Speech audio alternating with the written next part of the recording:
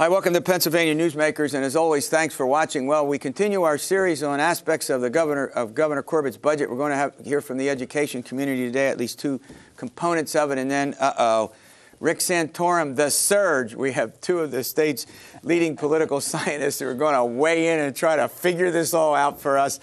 Pennsylvania Newsmakers, you know, it's politics and government, and it's in-depth and it's in detail, and guess what? It all starts right now. This is Pennsylvania Newsmakers, a fast-paced, unrehearsed weekly discussion with and about the leaders who shape your world. And now, here's your host, Terry Madonna.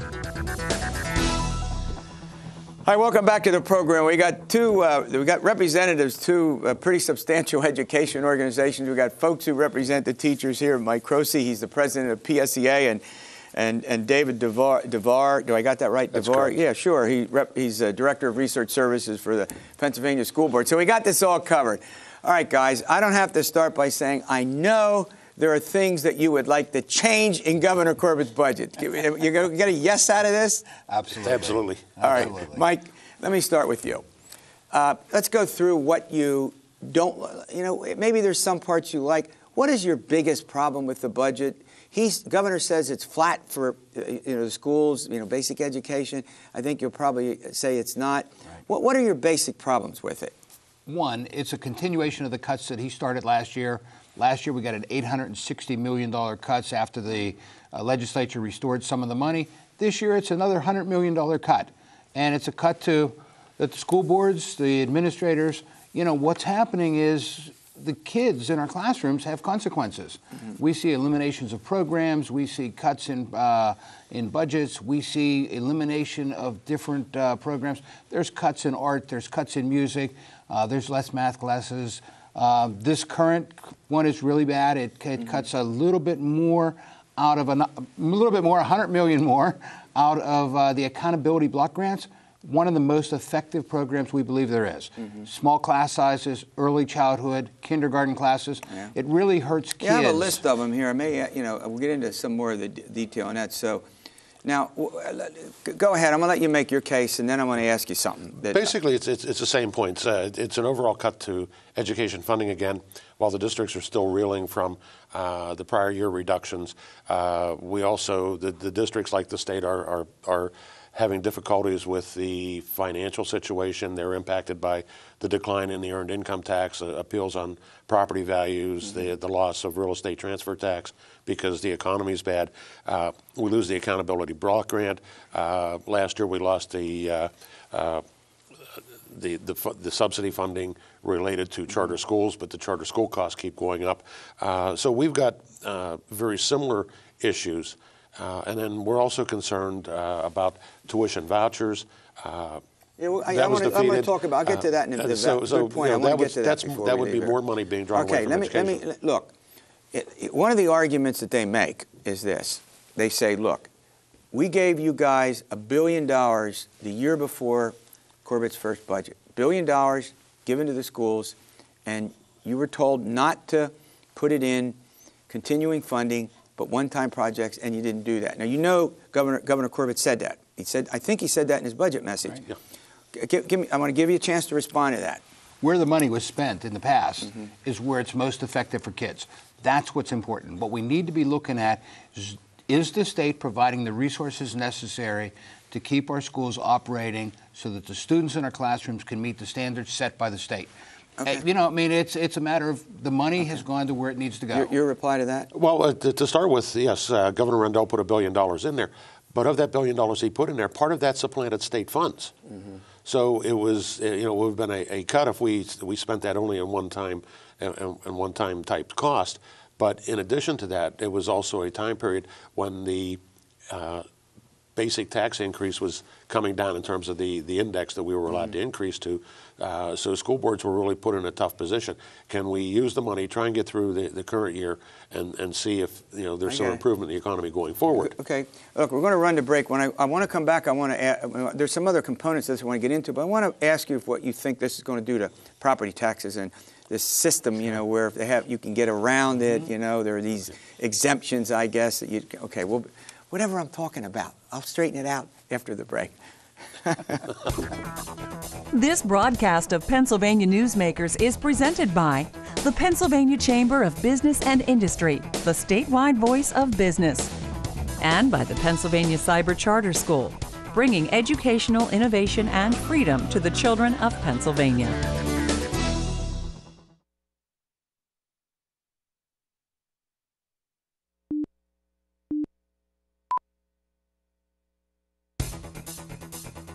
This broadcast of Pennsylvania Newsmakers is brought to you by BetterSaferRoads.com. To voice your support for safer highways and less traffic congestion, visit BetterSaferRoads.com. And by the Pennsylvania Manufacturers Association. Business in Pennsylvania is our business. All right, I'm delighted. We're getting the response from the education community, at least two components of it. We have the president of the Pennsylvania State Education Association and one of the top leaders in the Pennsylvania School Boards Association. We're giving this response to Governor Corbett's budget. All right, let me start with you because, I'll start with you. Whatever it is, I'll start with you. I'm going to get a little confused here. Was I confusing? Help me out of this.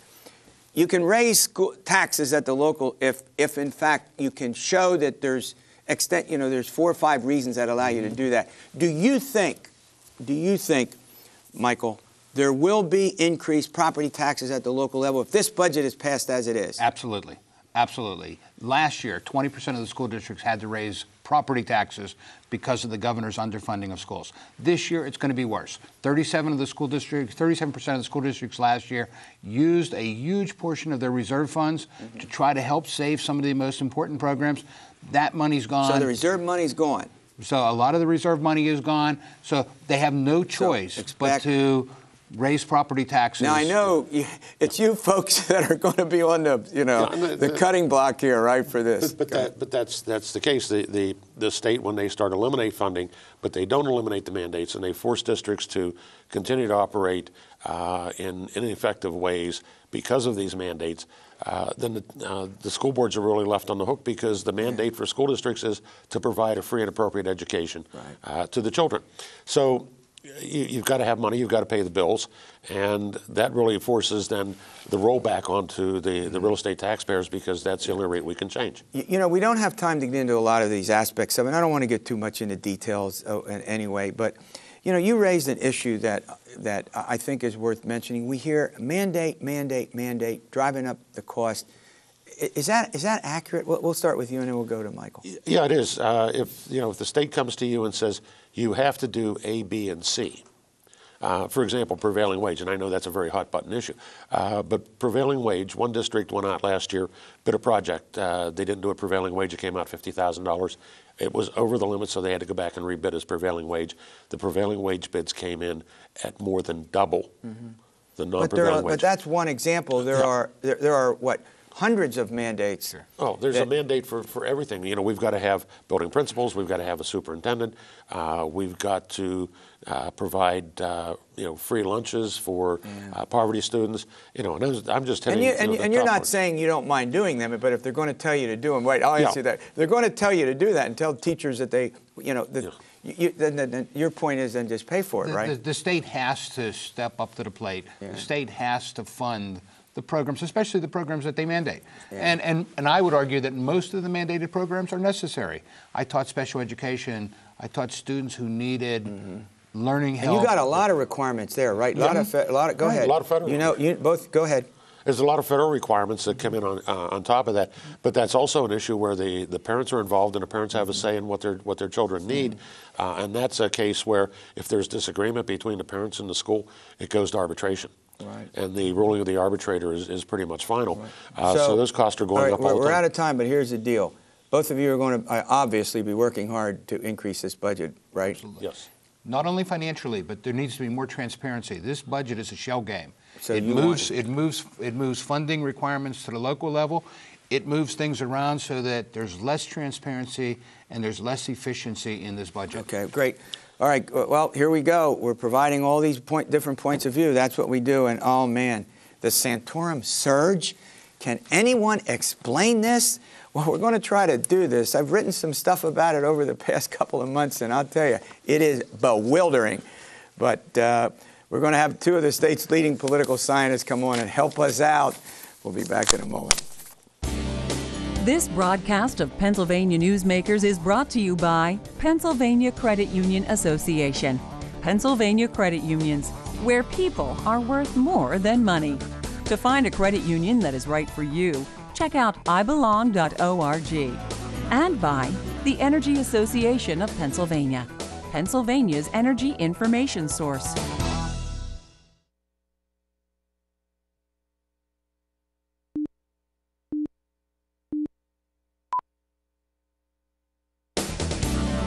This broadcast of Pennsylvania Newsmakers is presented by the State System of Higher Education. 14 state-owned universities. The state system is the largest provider of higher education in Pennsylvania. And by the Hospital and Health System Association of Pennsylvania, working towards a healthy Pennsylvania. Hi, welcome back to the program. Well, joining me is our panel of political science experts. We have two of the state's leading political scientists. My colleague Berwood Yost of Franklin and Marshall College. We do the Franklin and Marshall College poll. He does all the work and I get all the credit. We have a perfect understanding. And then Jim Hoefler, he's a political science professor at Dickinson College. All right, all joking aside, I want a yes or no. Can Rick Santorum win the Republican nomination? Jim? Absolutely. Berwood? Yes. All right, now let's go into it. If we'd have talked about this 6 weeks ago, and I'll start with you, do you think, I mean, this is inconceivable. Yeah. Or am I crazy? No, inconceivable, and none of us saw it coming either. This is the perfect storm for Rick Santorum. But I think one of Mitt Romney's big mistakes here is vanquishing Newt Gingrich in Florida. That's I'm a serious. good point. Now, wait, I'm not. Serious. You're shaking your head. Go ahead, Jim. Go ahead. Well, the idea here is that removing him leaves Rick Santorum, and there's so much fluidity in this contest. People want to believe that Romney can win. He may be the best candidate, but they're not committed to him. And if there's somebody else out there, there's no passion. Berwood, look, you and I wrote a little monograph in 1994. We polled in every one of his Senate elections. We've done. I mean, smart guy. Ambitious, aggressive, can sometimes go unplugged, as we've talked about before. Right. What do you? I mean, Jim makes a great point that I've not heard made before. What are the elements do you think that go into this surge? Well, I think the authenticity of Rick Santorum helps him. He does say sometimes things that get him into trouble, but that is the complete opposite of Mitt Romney. And Romney seems so controlled. And actually, Romney has a very tough time connecting, I think, with average voters. When I look at the polling numbers and I see what's been happening to him, you know, the working class voters are just abandoning him. That's what's happening in Michigan, where it looks like Santorum's got a very good chance to win. I think that's what happened in some of these other states. Yeah, I want to pick up on something that Berwood, both of you, great observations. I want to pick up something that Berwood has said. There's a certain necessity to connect with voters. You know, you're a political scientist. You study this. Bill Clinton did it brilliantly. And I think Berwood has something here. You don't have to agree with Rick Santorum. That's not the issue. But he does come across as the real deal. I'm not saying you have to agree with it.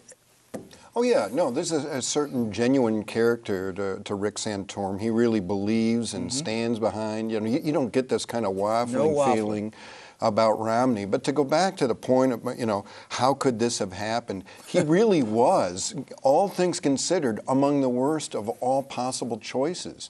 And he is now the benefactor, the person, the horse that has come up on the merry-go-round. He's the last guy standing, and that's what always he was hoping for. Absolutely. But you know, going back to why him, everybody else stepped on the landmines, right? Rick Perry did, Herman Cain did, Michelle Bachmann did. I think that all three of those candidates, and Newt Gingrich to a certain degree, would be better in the end of the day, but he's the last guy standing, and he has not stepped on the landmines. All right, we're going to run to a break. I don't want to, look, we're going to do this all year, so we're going to get into the presidential election. I want to run to a break, but there's something going on here. Barack Obama, 44% positive job performance, what, 6, 8 weeks. 6 no, weeks no, ago. I'll go back December. Right. And now this guy is pushing 50. He's at 50, right. So, this, we still think it's going to be a close election, but when we come back from a break, I want to talk about what Barack Obama has done. We've got Santorum surge. We also have something of an Obama surge. We'll get into that after the break. This broadcast of Pennsylvania Newsmakers is presented by Highmark Blue Shield, changing the way health plans work for business with a variety of plan options for employers and more choices for employees. Information is available at highmark.com. Have a greater hand in your company's health. And by the Pennsylvania Healthcare Association, the future of long-term care.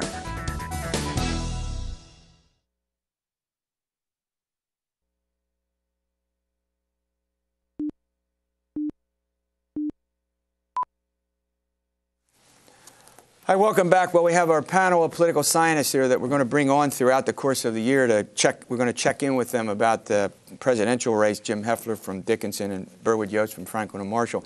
Hey, before I get the president, we got the Michigan primary coming up and the Arizona primary. Berwood, I'll start with you. Man, the psychological impact of a loss in Michigan, forget the delegates, it's proportionate, nobody's going to win or lose. What's the impact that you think that has? Well, I think if Santorum wins in Michigan, I think that allows him to continue to raise money, continue to organize and drag this out through Pennsylvania. And I still, in my gut, feel you just that, want Pennsylvania to be important. Well, sure, we do want Pennsylvania to be important, but you still have to think that Santorum or Romney has the resources and the skills to make it. Yeah. I mean, you've got this big national primary on Super Tuesday in March. March 6th, yeah. Right, and so it's hard for me to believe that Santorum can get organized to really carry that through, but I think that victory allows him to carry this through to the convention and be a real player. And what would happen if he would win Arizona as well? It's a question of viability, and I think that in some respects he's already won Michigan. If he's competitive there, even if he loses by a couple of points, he's already won. He's already looking ahead to Super Tuesday. So it's expectations again. Absolutely, and again, it's not that he needs to win Michigan. The fact of the matter is he's really competitive in the home ground state of Mitt Romney, and that's a real problem for him. And Romney won, of course, 4 years ago, won the primary there 4 years ago. But I think it really underscores the problem that Mitt Romney's having across the Midwest with working class voters. He just has a real problem connecting with them. They don't believe he understands their problems. I think Rick Santorum has done a better job of articulating those kinds of go ahead. Well, I was going to say money, and I agree with Berwood, and I also would argue that money can make a difference sometimes. It can make a huge difference when you're competing against somebody like Newt Gingrich, who's extremely vulnerable to being attacked. There's a lot to attack there. Do you think that if how negative Romney can get over the next 4 or 5 weeks could backfire on him? It could, and that's my point. You don't have the negatives in Rick Santorum that you had in Newt Gingrich. He's a much harder target. He's paying tax rate, by the way, at 28. I saw that. I don't want to pay that tax rate. Go ahead. That's right. I mean, he's paying his taxes. He's consistent on the issues. Yeah, he said some things that he probably wish he hadn't said or wrote, or maybe his wife wrote them. Look, let's be candid about this. We followed this Rick Santorum's campaign. We're all sort of shocked by it, but he is a good campaigner. He's a smart guy. We've been through this. But Berwood, he can come unplugged. Sure. I mean, so the interesting... He was his own worst enemy when he ran against Bob Casey for the Senate race a few years back. I mean, issues were problematic. He stood close to the president. He wouldn't relent. I mean, all of those things that made him a really bad candidate against Casey are probably making him a really good candidate right now. Yeah, in the primary, this could hurt. What things he says right now, if he does succeed as the nominee, could really hurt him down the road. But the unplugged comments are not going to hurt him in the primary. Yeah, that's true. But let me go to one that he made a couple of weeks ago when the military folks said that they were going to change the role of women in combat.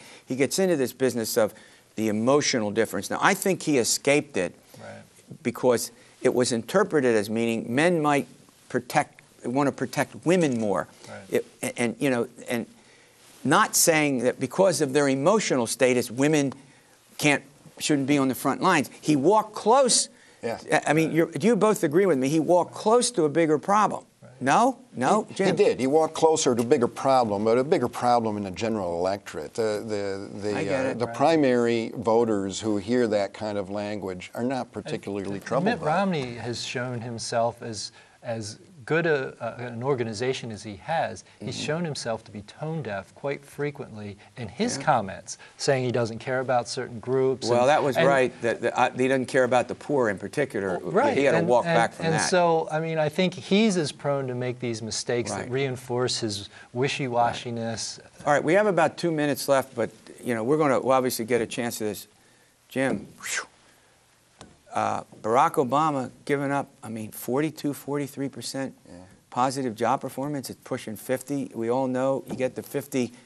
Look who's won at re-election at 50. Ronald Reagan, Bill Clinton, George Bush, all 50 plus. How would you explain this? It's the jobs numbers. I have to, this is an issue that if unemployment stays down in the 8s or maybe even dips a little lower, he's almost unbeatable.